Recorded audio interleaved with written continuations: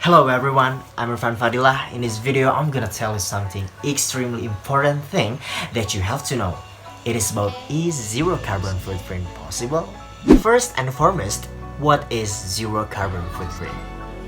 According to NASA, carbon dioxide is crucial due to its role, which is greenhouse gas. As a greenhouse gas, carbon dioxide can cause what we call greenhouse effect. Greenhouse effect is a process that warms the surface of the earth. To decrease the level of carbon dioxide in the atmosphere, what needs to be done is to achieve zero carbon footprint. Okay, now, zero carbon footprint or carbon neutrality is a program concerns to reduce or eliminate carbon emission. In this case, releasing carbon dioxide associated with transportation, energy production, agriculture, and industrial processes. There are two ways to achieve stated zero carbon footprint. First is removing carbon dioxide from atmosphere to make up for emissions elsewhere. Second is through changing energy sources and industry processes. For instance, replacing the energy that we currently use with renewable energy. For example, like wind and solar power in houses. By doing that, we can reduce harmful emissions because solar energy doesn't produce pollution since the source of energy is the sun. Other processes to achieve stated zero carbon footprint are very important because they give us huge benefits.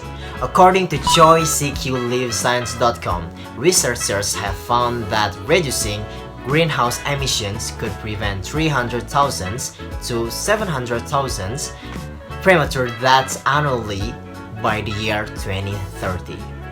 Well, with advantages comes disadvantages. Many countries are very dependent on fossil fuels for the growth of their economies.